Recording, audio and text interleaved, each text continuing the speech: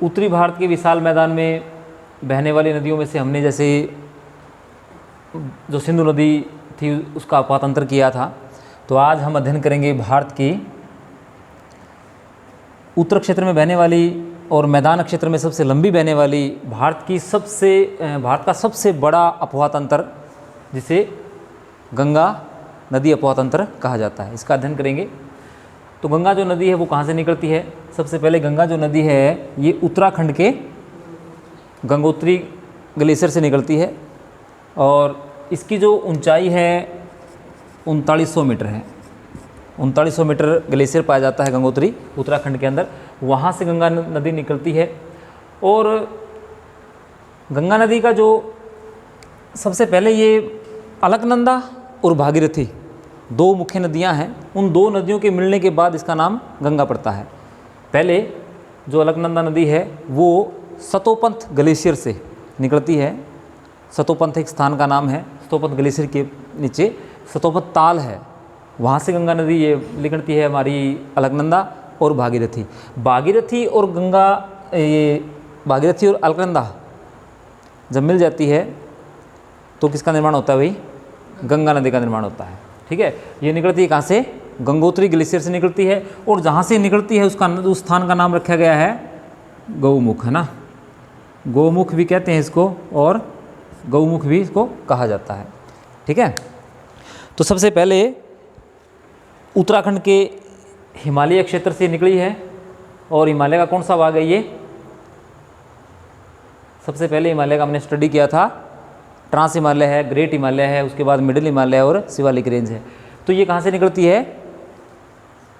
Middle Himalaya से निकलती है, लघु हिमालय से निकलती है। ठीक है, और गंगोत्री ग्लेशियर से निकलने के बाद ये देवप्रयाग के अंदर एक स्थान का नाम है देवप्रयाग। गंगा नदी के निर्माण होने से पहले गंगा नदी के अंदर 5 तरह के प्रयाग पाए जाते हैं। उन प्रयागों के अंदर अलग अलग तरह नदियाँ आके मिलती है। उन नदियों के मिलने से अलग अलग स्थानों पे मिलती है, उनका एक नाम दिया गया है। जैसे देवप्रयाग है, कर्णप्रयाग है, विष्णु प्रयाग है, नंद प्रयाग है, रुद्र प्रयाग है। उन प्रयागों में अलग अलग नदियाँ आकर मिलती है, तो उन नदियों को सम्मिलित रूप को क्या कहते हैं? फिर गंगा कहते हैं। ठीक है, सबसे पहले देवप्रयाग के अंदर कौन कौन सी नदी मिली भाई? भागीरथी और अलकनंदा। देवप्रयाग में कौन सी नदी मिलती है? भागीरथी और अलकनंदा। इन दो नदियों के मिलन से गंगा का निर्माण होता है और उस स्थान का नाम क्या है? देवप्रयाग है, जो कहाँ पर है? उत्तराखंड में ही है। ठीक है, दूसरा जो है ये अलकनंदा कहाँ से निकलती है? सतोपंथ ग्लेशियर है और सतोपंथ ताल है, उस ग्लेशियर के अंदर एक सतोपंथ ताल है, वहाँ से निकलती है। ठीक है, सेकंड जो है आगे जब बढ़ती है, भागीरथी नदी के अंदर कुछ छोटी छोटी वितरिकाएँ मिलती है, कोई मुख्य नदी नहीं मिलती। लेकिन अलकनंदा जो नदी है, इसी नदी के अंदर बाकी जो नदियाँ है वो आकर मिलती है और भागीरथी इसके अंदर मिल जाती है, फिर अलकनंदा में ही नदियाँ आकर मिलती है सारी की सारी। दूसरी जो नदी है वो हमारी मंदाकिनी नदी आती है भाई, अलकनंदा और मंदाकिनी। मंदाकिनी प्लस अलकनंदा नदी मिलती है, ये कहाँ मिलती है भाई? रुद्रप्रयाग के अंदर। किस स्थान में मिलती है दोनों? रुद्रप्रयाग। ठीक है, ये पूछा जाता है कि भागीरथी और अलकनंदा किस प्रयाग में मिलती है? तो देवप्रयाग में। अलकनंदा और मंदाकिनी कहाँ मिलती है? रुद्रप्रयाग में। ठीक है, तीसरी जो है हमारी क्या आती है भाई? अलकनंदा के अंदर एक नदी और आकर मिलती है, जहाँ वो मिलेगी उसका एक स्थान का नाम दिया जाएगा। तो इसमें कौन सी नदी मिलती है? पिंडार नदी आती है। पिंडार नदी आती है, पिंडार नदी आकर मिलती है किससे? अलकनंदा से, क्योंकि भागीरथी में कोई नदी नहीं मिलती मुख्य नदी, किस में मिलती है सारी की सारी? ये अलकनंदा में। तो पिंडार नदी अलकनंदा में मिलती है, जहाँ ये दोनों मिलती है उस स्थान को क्या कहते हैं भाई? कर्णप्रयाग। ठीक है, गंगा का भारत के अंदर सांस्कृतिक और धार्मिक महत्व बहुत ज़्यादा है। इस सांस्कृतिक और धार्मिक महत्व की वजह से ही जहाँ पर ये नदियाँ जब मिल रही है ना, इनका नाम किसके नाम पर रख दिया गया है? हिंदू जो सिस्टम है उस हिसाब से इनका नाम रखा गया है। जैसे कर्णप्रयाग है, देवप्रयाग है, रुद्रप्रयाग है, नंद प्रयाग है, सारे के सारे ये जो हिंदू धर्म के अंदर जितने भी ग्रंथों में जो नाम लिखे गए हैं उन्हीं के ऊपर इनका नाम दिया गया है। ठीक है, क्योंकि भारत एक धार्मिक देश है तो सांस्कृतिक चीज़ों से जुड़ा हुआ है, इस वजह से क्या करते हैं भाई, इनका सारा नाम क्या है, गंगा को पवित्र नदी मानते हैं। गंगा को पवित्र क्यों मानते हैं? क्योंकि इसके जल के अंदर कभी काई नहीं आती है, और इसके जल के अंदर काई ना आने का जो कारण है, हिमालय के अंदर जो उत्तराखंड के आसपास में जड़ी बूटियाँ पाई जाती है, उन जड़ी बूटियों के मिश्रण से कुछ ऐसे तत्व इनसे बाहर निकलते हैं जड़ों से, जिसकी वजह से क्या होता है, ये गंगा के जल में काई नहीं आती है, इसका जल खराब नहीं होता है, इसमें जैसे कीड़े नहीं पड़ते हैं, और इसके जल के अंदर कभी स्मेल नहीं आती है, इसलिए इसको क्या मानते हैं, पवित्र मानते हैं। लेकिन इस चीज़ को जोड़ दिया किससे, धर्म से जोड़ दिया गया है, लेकिन ऐसा नहीं है, इसके साइंटिफिक रीज़न कुछ और है, लोगों ने किससे जोड़ दिया, इसको कल्चरल से जोड़ दिया है। तो इसके बाद अलकनंदा और पिंडार नदी कहाँ मिलती है, कर्णप्रयाग में। अलकनंदा में ही एक नेक्स्ट नदी आकर मिलती है, नंदा नदी। जहाँ अलकनंदा और नंदा नदी मिलती है उसको नंद प्रयाग कहा जाता है भाई, ठीक है।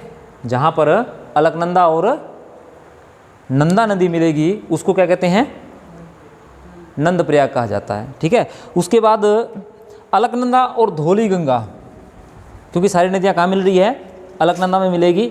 अलकनंदा और धौली गंगा जहाँ मिलेगी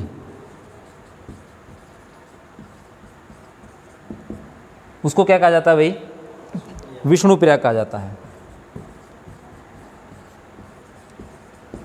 ठीक है। सारी की सारी नदियाँ कहाँ मिल रही है, अलकनंदा में मिल रही है। पहली कौन सी नदी मिली, अलकनंदा और भागीरथी मिलती है, फिर अलकनंदा और मंदाकिनी मिलती है, और अलकनंदा और पिंडार मिलती है, अलकनंदा और धौली गंगा मिलती है, ठीक है। ये सारी की सारी नदियाँ मिली, और कितने प्रयाग बन गए यहाँ पर, 5 प्रयाग बन गए हैं। पहला प्रयाग देव प्रयाग है, जो अलकनंदा प्लस भागीरथी के मिलने से बनता है। दूसरा अलकनंदा और मंदाकिनी मिलती है तो कौन सा प्रयाग बन गया है, वहाँ पर रुद्र प्रयाग बन गया है। तीसरा अलकनंदा और पिंडार नदी मिल गई है तो कर्ण प्रयाग बन गया है। चौथा अलकनंदा प्लस नंदा नदी मिल जाती है, वहाँ पर नंद प्रयाग बन जाता है। और अलकनंदा प्लस धौली गंगा मिल जाती है तो विष्णु प्रयाग बन जाता है। तो ये 5 प्रयाग पाए जाते हैं, 5 स्थान हैं जहाँ पर जिन स्थानों के ऊपर नदी आकर संगम होता है, उस संगम का नाम क्या दिया गया, प्रयाग कहा जाता है। इनको अलग अलग नाम से फिर पुकारा जाता है। ताल क्या होता है, ग्लेशियर से जैसे ही जस्ट ग्लेशियर से जल पिघल करके जैसे ही जस्ट नीचे उतरता है, नीचे आता है, आसपास इकट्ठा हो जाता है, एक छोटा रूप होता है झील का, हम उसको क्या कहते हैं, ताल कहते हैं, ठीक है। अगर इसका रूप ये अगर विशाल हो जाए, बड़ी हो जाए तो क्या कहेंगे, इसको झील कहेंगे। झील के अंदर एक चीज़ है, ताल की गहराई क्या होती है, कम होती है, और झील की गहराई थोड़ी सी ज़्यादा होती है, ठीक है। ताल का एक क्या है, सीक्वेंस रूप है कि ये छोटे आकार का होता है, कम गहरा होता है। झील क्या होती है, झील लंबी हो सकती है, गहरी हो सकती है, ठीक है ना। और झील के अंदर एक चीज़ होती है, ताल में कोई नदी आकर जस्ट नहीं गिरती है, लेकिन झील के अंदर सीधी नदी आकर गिर सकती है और वहाँ से फिर आगे नदी निकल सकती है। ये 3 रीज़न है, ये 3 चीज़ें हैं जो ताल और झील को क्या करती, दोनों अलग करती है, ठीक है। तो उत्तराखंड के अंदर जब गंगा निकलती है तो कितना डिस्टेंस इसका डिस्टेंस पाया जाता है, कितना ये बहती है। उत्तराखंड के अंदर गंगा नदी कितना बहती है भाई, 450 किलोमीटर। उत्तराखंड में गंगा की लंबाई कितनी है, 450 किलोमीटर, ठीक है। और यूपी के अंदर जब प्रवेश करती है, ये कहाँ प्रवेश करती है, ये यूपी के अंदर। उत्तराखंड से नीचे उतरते ही यहाँ पर ऋषिकेश पर्वत है। किस स्थान के अंदर है ऋषिकेश पर्वत, हरिद्वार के अंदर है। जैसे ही ये ऋषिकेश पर्वत को पार करती है, मैदान में प्रवेश इसका हो जाता है। इससे पहले कहाँ बहती है, ये पहाड़ों में बहती है। जैसे ही ऋषिकेश को क्रॉस करती है, कहाँ पर, हरिद्वार के अंदर। हरिद्वार उसको कहते हैं, हरि का द्वार, यानी कि जैसे ही गंगा ने प्रवेश किया तो उसको हरिद्वार कहा जाता है, ठीक है। क्योंकि गंगा को पवित्र मानते हैं ना, तो इसलिए जैसे ही ये मैदान में प्रवेश करती है, इसको क्या कहते हैं, हरिद्वार का स्थान कहते हैं। और हरिद्वार के स्थान से लेकर के और कहाँ पर, ये यूपी के अंदर कितना इसका डिस्टेंस है, लगभग 1140 किलोमीटर। गंगा की सबसे ज़्यादा जो लंबाई है वो किस में है? यूपी के अंदर है, क्योंकि यूपी का जो क्षेत्र है किसकी तरफ है? पश्चिम से पूर्व पाया जाता है। उत्तराखंड का जो क्षेत्र है छोटा क्षेत्र है और सीधा डायरेक्ट ऊपर से नीचे की तरफ आती है, लेकिन जैसे ये टर्न होती है किसकी तरफ? ढलान की तरफ टर्न होगी और कहाँ जाएगी ये? बंगाल की खाड़ी में जैसे जाती है, तो उसी दिशा में किसका कौन सा स्थान आता है? यूपी आता है, जिसकी लंबाई यहाँ सबसे ज़्यादा है। तो इसलिए सबसे ज़्यादा कौन बहती है? ये यूपी के अंदर कितनी? 1140 किलोमीटर बहती है। उसके बाद नेक्स्ट कौन सा स्थान है? बिहार राज्य आता है। तो बिहार में कितना इसका डिस्टेंस होगा? बिहार में ये बहती है 455 किलोमीटर। ठीक है, बिहार में डिस्टेंस कितनी, दूरी कितनी है इसकी? 455 किलोमीटर है। और बिहार के बाद कौन सा स्थान आता है यहाँ पर? ये कौन सा क्षेत्र है? झारखंड क्षेत्र है। तो झारखंड के, ये भी पूछा जाता है कि झारखंड के अंदर गंगा कितनी लंबाई, कितनी दूरी तक बहती है? झारखंड के अंदर भी गंगा बहती है, लेकिन ये पढ़ा नहीं जाता है। झारखंड के अंदर भी गंगा बहती है, कितने किलोमीटर? 40 किलोमीटर। ठीक है, उसके बाद कौन बच गया? सबसे लास्ट में क्या आता है? पश्चिम बंगाल आता है। तो पश्चिम बंगाल में गंगा की जो लंबाई है वो कितनी है भाई? 520 किलोमीटर है। ठीक है, अब ये होगी डिस्टेंस की अकॉर्डिंग टू स्टेट, किस स्टेट में गंगा की जो लंबाई है कितनी ज़्यादा है। ठीक है, तो सबसे पहले उत्तराखंड में कितनी बहती है? 450 या 450 किलोमीटर। और यूपी में कितनी बहती है? उत्तर प्रदेश में 1140 बहती है। बिहार में कितनी बहती है? 455 बह रही है। और झारखंड में 40 किलोमीटर बह रही है। और पश्चिम बंगाल में कितनी? ये 520 किलोमीटर बह रही है। तो इस प्रकार गंगा की टोटल जो लेंथ हो जाती है वो 2525 किलोमीटर हो जाती है भाई। गंगा की टोटल लंबाई कितनी है?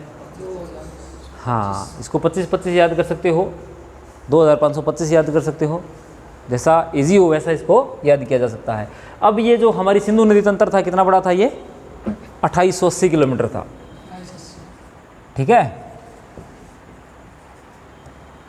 लेकिन इंडिया में कितनी बह रही है? सिर्फ ये इंडिया में 1140 किलोमीटर बह रही है।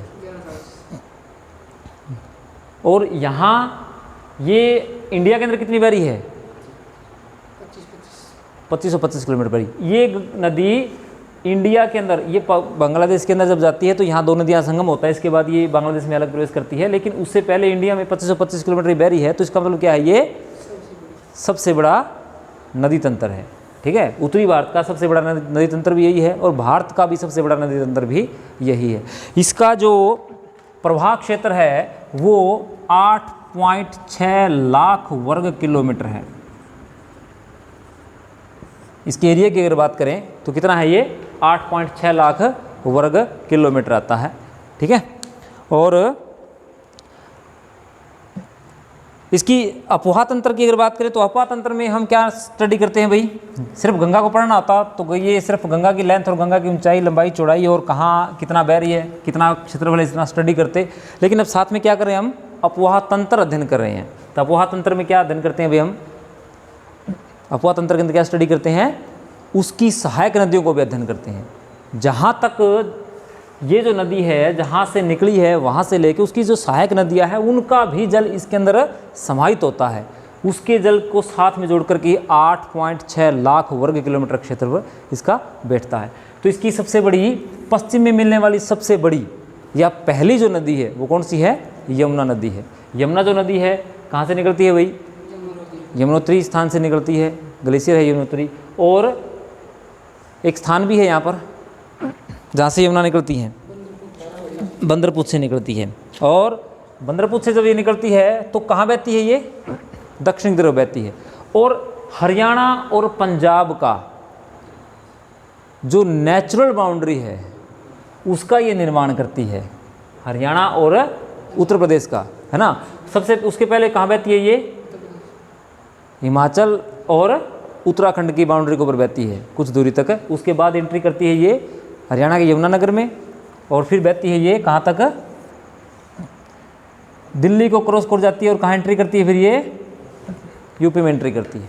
ठीक है, भारतीय इंडिया के मैप में कुछ ऐसे स्थान हैं जहाँ पर नेचुरल बाउंड्री नदियों द्वारा बनाई गई है, कुछ एक बाउंड्री पर्वत या पहाड़ियों के द्वारा बनाई गई है, और सबसे लंबी जो बाउंड्री है हरियाणा और उत्तर प्रदेश की, तो किसके द्वारा बनाई गई है? ये यमुना के द्वारा बनाई गई। जब यमुना में बाढ़ आती है तो कुछ एक स्थान है यूपी की तरफ खिसक जाते हैं, क्योंकि यमुना की बाढ़ अगर कहाँ चली गई, यमुना अगर यूपी की तरफ चली जाती है तो हरियाणा में क्षेत्रफल बढ़ जाता है, अगर हरियाणा की तरफ बाढ़ आ जाती है तो यूपी का क्षेत्रफल बढ़ जाता है।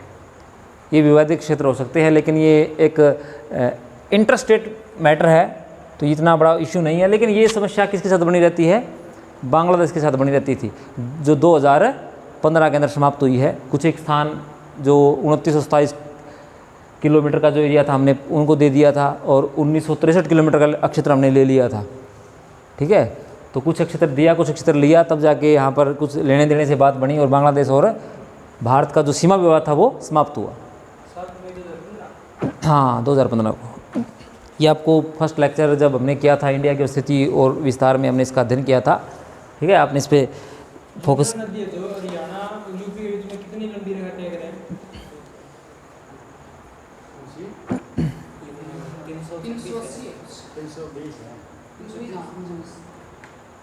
और 320 है, लेकिन एक स्थान ऐसा है जहाँ पर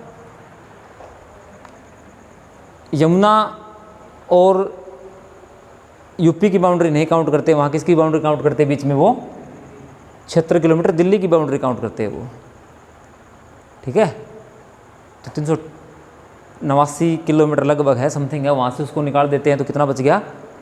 ये टोटल जो लेंथ है ना यहाँ से यहाँ कितनी है इसकी? 389 के करीब है इसकी, और इसमें से कितना निकाल देते हैं फिर? ये 76 के आसपास इसका किलोमीटर का एरिया निकाल देते हैं, तो जो बचता है वो हरियाणा की बाउंड्री का निर्माण होता है यहाँ पे। ठीक है, अब इसकी सबसे बड़ी सहायक नदी कौन सी है? यमुना नदी है। यमुना,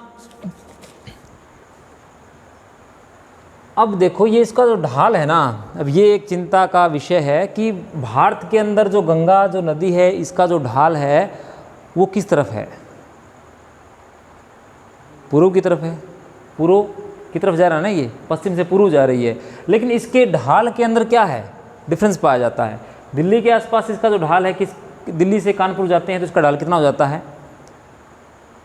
1.5 का रेशो आता है, 1.5 पर किलोमीटर के हिसाब से, 1.5 सेंटीमीटर पर किलोमीटर के हिसाब से ये ढल रही है। और ये लास्ट में क्या, औसत भी कितना आता है इसका? 1.5 सेंटीमीटर ही आता है। एक बार MPS मध्य प्रदेश जो सिविल सेवा परीक्षा थी उसके अंदर ये पूछा गया था, गंगा का औसत ढाल बंगाल की खाड़ी की तरफ कितना है? कितना है? ये 1.5 सेंटीमीटर है। ठीक है, ये बोलना नहीं है, छोटे क्वेश्चन है लेकिन अच्छे क्वेश्चन है। तो गंगा की सबसे बड़ी सहायक जो नदी है वो क्या कहलाती है भाई? यमुना नदी कहलाती है। यमुनोत्री से निकलती है, और ये कहाँ से निकलती है भाई? 6316 मीटर की ऊंचाई से निकलती है। 6316 मीटर की ऊंचाई से निकलती है। गंगा कितनी ऊंचाई से निकलती है? गंगा 3900 मीटर की ऊंचाई से निकलती है। अब देखो सहायक नदी कितनी ऊंचाई से निकल रही है, क्योंकि ये कहाँ से निकल रही है भाई? पर्वतीय क्षेत्र से निकल रही है, और ये पर्वतीय क्षेत्र की बजाय क्या है? घाटी से निकल रही है। घाटी के नीचे का जो भाग है उस भाग से निकल रही है। गंगा जहाँ से निकलती है वो क्षेत्र नीचा है, और यमुना जहाँ से निकल रही है वो क्षेत्र ऊंचा है। और दोनों ही क्या है? पूर्ववर्ती नदियाँ हैं। पूर्ववर्ती नदी वो नदी, जब नदी की घाटी का निर्माण होता है और उसके बीच में क्या स्थलखंड का उत्थान हो जाए, तो नदी क्या करेगी? अपना रास्ता बदलने की बजाय उस पर्वत को क्या करेगी? उस क्षेत्र को काट देगी, और दोनों तरफ से काट करके उसका एक गोर्ज का निर्माण करती है, और वहाँ से उसके अंदर से वो बहती है। फिर उसको क्या कहते हैं? हम पूर्ववर्ती नदी कहते हैं, पूर्वगामी नदी कहते हैं, पूर्ववर्ती नदी उसी को कहा जाता है। तो मंद्रपुर से निकलती है, और ये नीचे मंसूरी श्रेणी है उत्तराखंड में। मंसूरी जो श्रेणी है उत्तराखंड में, टोंस नदी इसमें आकर मिलती है। और प्रयाग के अंदर, प्रयाग कहाँ है भाई? प्रयाग उत्तर प्रदेश। कानपुर से पहले किसका स्थान आया? कौन आता है इससे पहले भाई?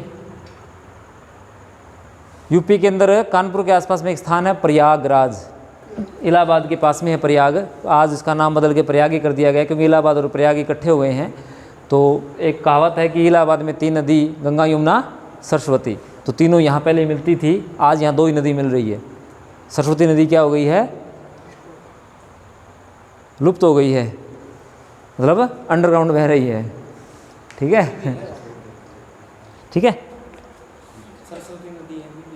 हाँ है, वो बह रही है अंडरग्राउंड वाटर फ्लो के रूप में, नीचे नीचे बह रही है वो। ठीक है, तो यमुना जो है इसकी लंबाई 1370 किलोमीटर है भाई। यमुना की टोटल लेंथ कितनी है, 1370 किलोमीटर जहाँ से निकलती है और प्रयागराज में जहाँ मिलती है लास्ट में, वहाँ तक इसकी लंबाई कितनी, 1370 किलोमीटर हो जाती है। ठीक है, और दूसरी इसकी सहायक नदी कौन सी है भाई, चंबल नदी आती है। अब चंबल नदी कहाँ से निकलती है, चंबल नदी मालवा के पठार से निकलती है। और मालवा का पठार कहाँ पाया जाता है भाई, मध्य प्रदेश में पाया जाता है ना। और मध्य प्रदेश में कौन सा स्थान है, महू का जो स्थान है वहाँ से निकलती है ये, और बहती हुई कहाँ जाती है ये, बूंदी कोटा होते होते कहाँ मिल जाती है भाई, इसकी किसकी तरफ आती है ये, किसकी तरफ आती है भाई फिर ये, यमुना के साथ साथ बहती है और गंगा में विलीन हो जाती है। ये इसकी सहायक नदी है, मुख्य सहायक नदी में आती है। और चंबल जो नदी है दुनिया में फेमस है किसके लिए, बीहड़ खड्डों के लिए। रिवाइंस किसे कहते हैं, रिवाइंस होते हैं, बीहड़ खंड होते हैं। उत्खात भूमि किसे कहा जाता है, या भारत में उत्खात भूमि किस नदी की घाटी में पाई जाती है, तो ये कहाँ पाई जाती है, चंबल घाटी की नदी पाई जाती है। यहाँ पर 10 से 12 मीटर तक के गहरे गड्ढे हो जाते हैं इस नदी के बहने से, क्योंकि यहाँ पर मिट्टी का प्रदेश है। और चंबल किसके लिए फेमस है, डाकुओं के लिए फेमस रहा है चंबल। भारत की मोस्टली मूवी चंबल में बनाई गई है, तो लेकिन एक टाइम था कि यहाँ डाकुओं की पूरी ट्रेन डाकू रोक लेते थे, पूरी ट्रेन को लूट लेते थे, ऐसे इतने डाकू यहाँ होते थे। तो चंबल किसके लिए फेमस है, डाकुओं के लिए फेमस है। ठीक है, हाँ, तो ये कोटा से बूंदी, सवाई माधोपुर, धौलापुर और इटावा एक स्थान है उत्तर प्रदेश का, वहाँ आकर के किसे मिल जाती है ये, गंगा में मिल जाती है। ठीक है, तीसरी जो इसकी सहायक नदी है कौन सी है भाई, गंडक है। हाँ, गंडक एक रिवर है। तो गंडक जो रिवर है ये कहाँ से निकलती है भाई, काली गंडक और ये त्रिशूल गंगा के नाम से 2 नदियाँ आती है ऊपर से। उन 2 नदियों के मिलने से किसका निर्माण होता है, गंडक नदी का निर्माण होता है। इसके अंदर 2 तरह की नदियाँ मिलती है, एक दाहिने तरफ से मिलती है और एक बाएं तरफ से मिलती है। इधर से मिलने वाली नदियाँ क्या कहलाती है, दाएं तरफ से मिल रही है, उस साइड से मिलने वाली नदियाँ क्या होगी, बाएं तरफ से मिल रही है। तो यहाँ पर बाएं साइड से नदियाँ जो मिलती है उसमें पहली नदी कौन सी आती है, गंडक नदी आती है। ठीक है, तो गंडक नदी जो है ये एक धौलाधार पर्वत है, कहाँ पर भाई, नेपाल में। और माउंट जो एवरेस्ट है, उन दोनों के बीच से निकलती है ये नदी। धौलाधार श्रेणी और माउंट एवरेस्ट जो है, उन दोनों के बीच से कौन सी नदी निकलती है, गंडक नदी निकलती है। ठीक है, और तीसरी इसके बाद एक नदी आती है गंडक के बाद, इसके दाहिने तट पे मिलने वाली, उसको क्या कहते हैं भाई,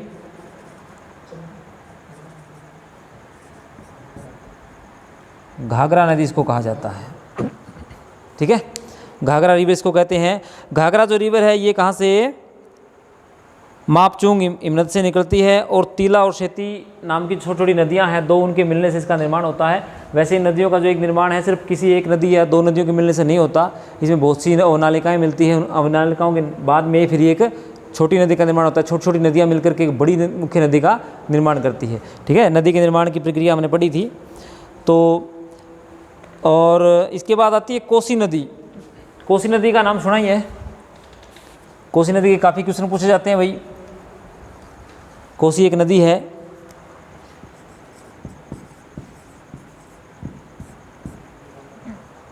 इसको क्या कहते हैं, बिहार का शोक कहा जाता है। कोसी नदी को क्या कहते हैं, बिहार का शोक कहा जाता है। इसको बिहार का शोक क्यों कहा जाता है भाई, क्योंकि ये एक पूर्ववर्ती नदी है। गोसाई थान नाम का स्थान है, कहाँ पर, नेपाल के अंदर। नेपाल में गोसाई स्थान एक स्थान है, गोसाई नाथ के नाम से, गोसाई थान के नाम से, वहाँ से ये नदी निकलती है। और गंगा के किस तट पर, दाहिने तट पर आकर के मिलती है। और इसको क्या कहते हैं भाई, इसको क्या कहते हैं, बिहार का शोक कहा जाता है। इसको बिहार का शोक क्यों कहा जाता है, क्योंकि ये सबसे ज़्यादा जलोढ़ जो है इन हिमालय पर्वत से काट कर लेके आती है और अपने साथ जो जलोढ़ लेके आती है उसको डिपॉजिट कर देती है अपने एरिया स्थान के अंदर ही, रास्ते के बीच में ही डिपॉजिट कर देती है। जैसे ही डिपॉजिट करती है फिर इसको क्रॉस नहीं कर पाती तो क्या करती है, वो साइड से निकल जाती है। इसी कारण इसका क्या है भाई, इसको बिहार का शोक कहा जाता है। अब आज से 200 साल पहले की बात है। 200 साल पहले क्या था, ये नदी कहते हैं कि 160 किलोमीटर पहले उत्तर की तरफ बहती थी, आज दक्षिण की तरफ बह रही है। 200 साल में इस नदी ने 160 किलोमीटर का रास्ता बदल दिया है। तो इसीलिए इसको क्या कहते हैं, बिहार का शोक आ जाता है। पूरे बिहार को जलमग्न कर देती है नदी, ठीक है। और भागलपुर के पास, भागलपुर बिहार में, भागलपुर के पास ये प्रवेश करती है, कहाँ पर, बंगाल के अंदर। और छपरा के पास आके क्या करती है, इसमें गंगा में विलीन हो जाती है। जैसे ही छपरा में विलीन होती है, ये छपरा से पहले यहाँ पर पटना में देखो 2-3 यहाँ पर एक सोन नदी आकर मिलती है, ऊपर से छपरा के अंदर इधर से ये सिवान नदी आकर मिलती है। जैसे ही जहाँ मिलती है वहाँ पर क्या है अभी, एक चौड़े उसका निर्माण होता है, एक चौड़ा क्षेत्र बनता है। चौड़े क्षेत्र के अंदर एक बहुत बड़ा गहरी खाई का निर्माण करती है ये नदियाँ।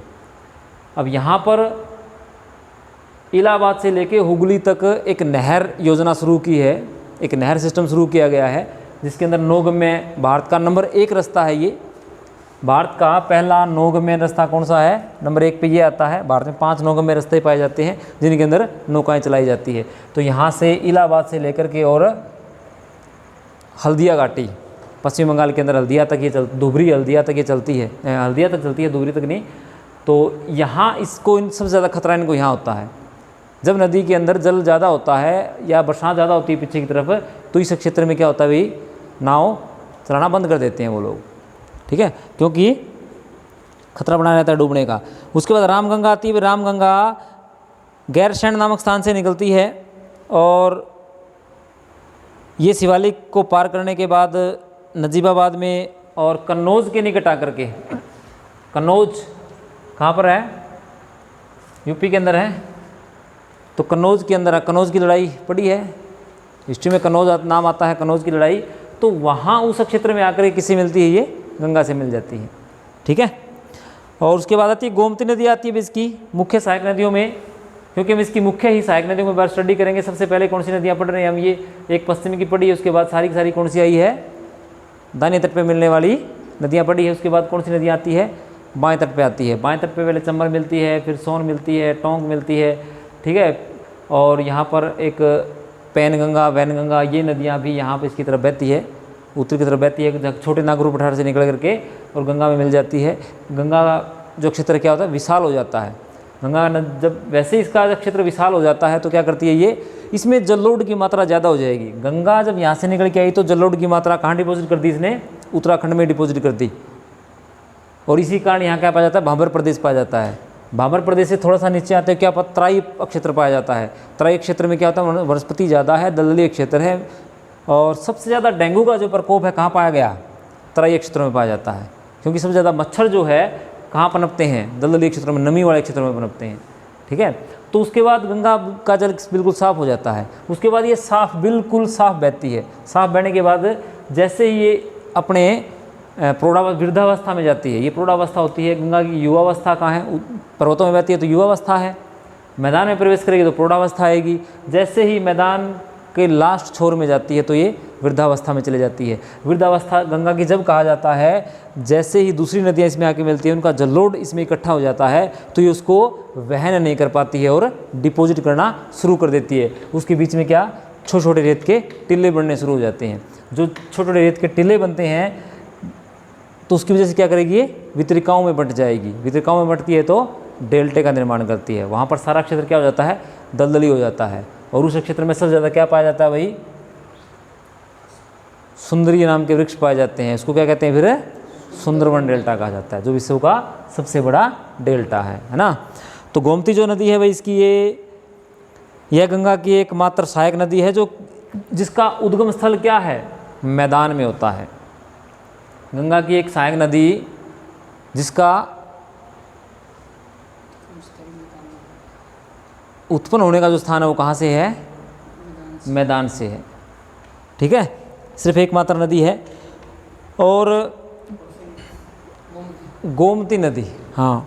उसके बाद दामोदर नदी आती है। भाई दामोदर नदी इसके दक्षिण में मिलने वाली एक बड़ी नदी है जो कहाँ से निकलती है? छोटा नागपुर के पठार से निकलती है। छोटा नागपुर पठार कहाँ पाया जाता है भाई? कहाँ है छोटा नागपुर का पठार? झारखंड में है। जो किसके लिए फेमस है? जिसको भारत का रूर कहा जाता है। रूर क्षेत्र सुना है क्या? जर्मनी का कोयले और लोहे के लिए फेमस है। तो भारत का खनिज से धनी क्षेत्र कौन सा है? झारखंड है। यहाँ मिट्टी उपजाऊ नहीं है, यहाँ मिट्टी इतनी उपजाऊ नहीं है, लेकिन जनसंख्या विशाल है। इसके पीछे रीज़न क्या है? औद्योगिक प्रदेश। औद्योगिक प्रदेश क्यों है? क्योंकि कोयला और लोह एशक दोनों चीज़ें यहाँ पर एक स्थान पर पाए जाते हैं। इसीलिए 1907 के अंदर यहाँ पर रतन टाटा ने एक वो लगाया था। 1907 में रतन टाटा ने यहाँ पर उद्योग स्थापित किया था।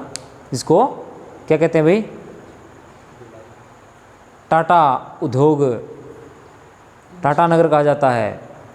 जमशेदजी टाटा, जमशेदपुर उसको कहा जाता है। ये छोटा नागपुर के पठार में पाया जाता है। तो ये नदी कहाँ से निकलती है भाई? छोटे नागपुर के पठार से निकलती है। दामोदर नदी है। इसको पश्चिम बंगाल का शोक कहा जाता है, क्योंकि जैसे ही छोटे नागपुर के पठार से निकलती है इसका प्रेशर ज़्यादा होता है और बंगाल के अंदर इक्वल जो लैंड आता है वहाँ पर क्या करती है? ये एकदम से पानी का फ्लो करती है और इसका क्षेत्र क्या होता है? बढ़ जाता है। बंगाल के अंदर एंट्री करते ही इसका जो क्षेत्रफल लगभग 3.7 किलोमीटर चौड़ी हो जाती है नदी।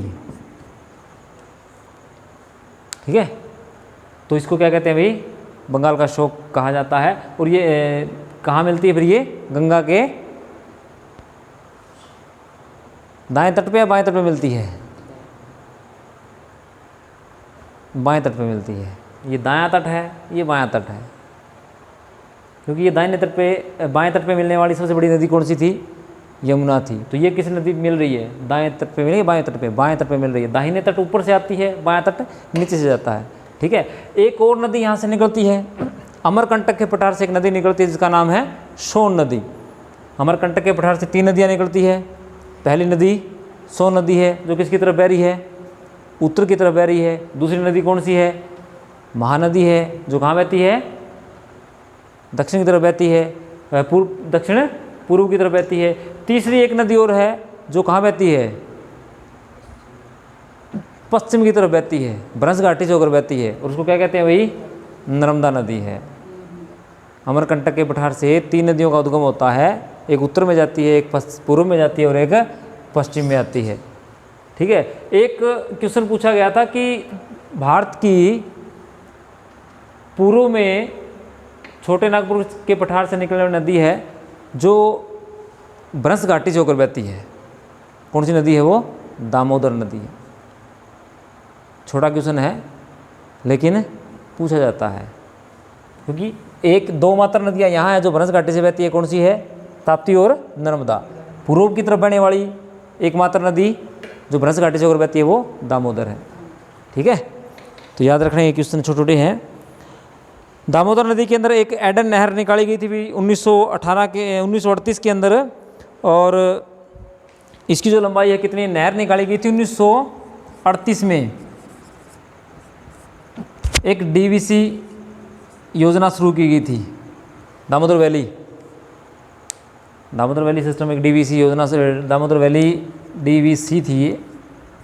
ठीक है, दामोदर वैली एक योजना शुरू की गई थी। किसके आधार पर, किसको देख के शुरू की गई थी ये? उत्तरी अमेरिका की टोन्स जो घाटी थी वो 1936 में शुरू हुई थी। उसी को बेस मान करके इंडिया के अंदर भी एक सिस्टम शुरू किया गया था ताकि जो बाढ़ है, बाढ़ को नियंत्रण में किया जा सके। बाढ़ को कैसे रोका जा सकता है? डैम बना कर रोका जा सकता है। तो दामोदर नदी में भारत का सबसे पहला डैम शुरू किया गया था जिसको डीवीसी के नाम से जाना जाता है, जो 1938 में शुरू किया गया। और इसमें एक एडन नाम की नहर निकाली गई जिसकी लेंथ कितनी थी? 68 किलोमीटर थी। ठीक है, और शारदा और सरयू नदी आती है। भाई सरयू नदी का उद्गम नेपाल हिमालय से होता है, मिलाम हिमनद से निकलती है, और इसको गौरी गंगा के नाम से भी जाना जाता है। ठीक है, और महानंदा नदी गंगा की एक अन्य महत्वपूर्ण सहायक नदी है जो दार्जिलिंग की पहाड़ियों से निकलती है। दार्जिलिंग कहाँ पाया जाता है भाई? दार्जिलिंग कहाँ है? पश्चिम बंगाल में है या सिक्किम में है? दार्जिलिंग पश्चिम बंगाल में है। अरे वही दार्जिलिंग है, सिक्किम में नहीं है, वो सिक्किम के बिल्कुल जस्ट नीचे है, जहाँ सिक्किम शुरू होता है वहाँ पहले दार्जिलिंग आता है। पश्चिम बंगाल के अंदर ये जो स्थान है यहाँ दार्जिलिंग है, और दार्जिलिंग से एक नदी निकलती है जिसको क्या कहते हैं, महानंदा नदी कहा जाता है। दोबारा पढ़ना। और दार्जिलिंग फेमस किसके लिए है? चाय के लिए फेमस है, ठीक है। हाँ, दार्जिलिंग की चाय के लिए फेमस है। और ये नदी घाटी है, कौन सी नदी घाटी है यहाँ पर? महानंदा नदी घाटी है भैया, इसीलिए फेमस है ये, ठीक है। और सोन नदी अमरकंटक से निकल किस में मिलती है? तो ये मुख्य जो नदियाँ थी कहाँ से निकलती है? अंतिम जो नदी है वो कौन सी है भाई?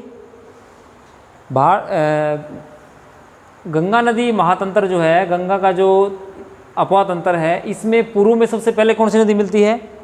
यमुना मिलती है। और सबसे अंतिम नदी कौन सी मिलती है पूर्व की तरफ? पश्चिम में मिलती है यमुना, और पूर्व में कौन मिलती है अंतिम नदी? महानंदा, ठीक है। दक्षिण में सबसे लंबी नदी कौन सी मिलती है? सोन या चंबल? चंबल। और उसके बाद छोटा नागपुर के पठार से निकलने वाली नदियों में कौन है? दामोदर। अमरकंटक से निकलने वाली नदियों में कौन है? सोन। अब इसको सीक्वेंस में स्टडी करोगे तो ये बहुत ईजी हो जाता है, और इसका इतना ज़्यादा लंबा चौड़ा वो नहीं है, इतने टेक्निकल वर्ड इसमें नहीं है। तो ये सिर्फ नदियों का सिस्टम है। एक नदी है, उस नदी की कुछ सहायक नदियां हैं, उनका अपवा क्षेत्र किन क्षेत्रों से है, कहाँ से उद्गम होता है और कहाँ आकर वो मिलती है, बस यही क्वेश्चन इसमें पूछे जाते हैं। ज़्यादा पढ़ने का तो इसमें कितना, किस डिस्ट्रिक्ट में कितना बहती है, कहाँ मोड़ देती है, कौन सी सिटी इसके ऊपर बसे हुए हैं, बातें बहुत है। लेकिन मोस्टली क्या पूछा जाता है कि कौन सी नदी कहाँ मिलती है, ठीक है, और किस तट पे मिलती है, दाहिने तट पे मिलती है, बाएं तट पे मिलती है। यहाँ तक ये स्टडी करते हैं। तो नेक्स्ट जो वीडियो बनाएंगे उसके अंदर क्या करेंगे, कल का हम अध्ययन करेंगे हमारी भारत का तीसरा जो अपवा तंत्र है, कौन सा है? ब्रह्मपुत्र नदी अपवा तंत्र, उसका हम अध्ययन करेंगे। और ये अरुणाचल प्रदेश से लेकर के पश्चिम बंगाल, इसके असम की जो घाटी है धुबरी तक, यहाँ तक इसका अध्ययन करेंगे। उसके बाद कहाँ प्रवेश कर जाती है ये? बंगाल में बांग्लादेश में प्रवेश कर जाएगी, ठीक है। तो आज के लिए काफ़ी है।